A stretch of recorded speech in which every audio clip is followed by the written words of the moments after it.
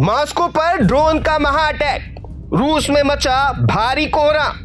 रूस की राजधानी मॉस्को और उसके आसपास का इलाका रात भर यूक्रेनी ड्रोन हमलों से दहलता रहा। आसमान में ड्रोन की गूंज, धमाकों की आवाज और कई जगहों से उठते धुएं के गुबार ने पूरे इलाके में दहशत का माहौल बना दिया था। रूस के रक्षा मंत्रालय के मुताबिक पूरे देश में 882 यूक्रेनी ड्रोन को मार गिराया गया है। वहीं मॉस्को के मेयर के मुताबिक राजधानी की तरफ करीब 600 ड्रोन बढ़ रहे थे।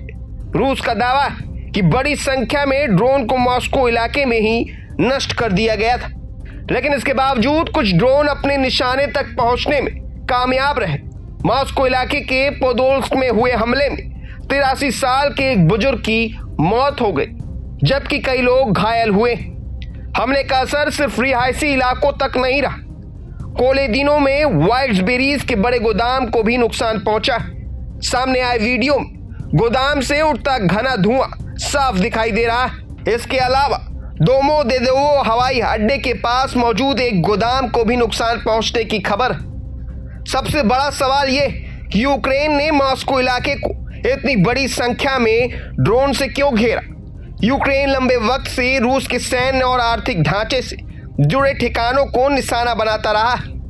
वाइल्ड्सबेरीज की इस जगह को लेकर भी यूक्रेन की तरफ से आरोप लगाए जाते रहे कि इसका इस्तेमाल रूस की सैन्य रसद और आर्थिक ढांचे को मदद पहुंचाने में होता है।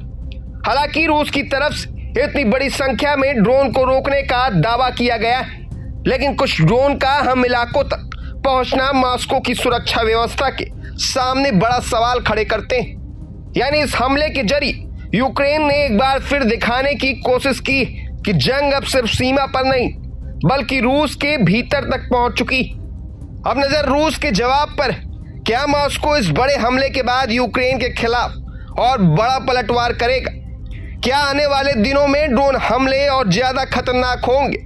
फिलहाल मॉस्को इलाके में हुए इस हमले ने रूस यूक्रेन युद्ध में ड्रोन की बढ़ती ताकत को एक बार फिर दुनिया के सामने ला दिया है। सैकड़ों ड्रोन, आग और धुएं के गुबार और रूस की राजधानी के सामने बड़ा सवाल, अब अगला निशाना कौन होगा?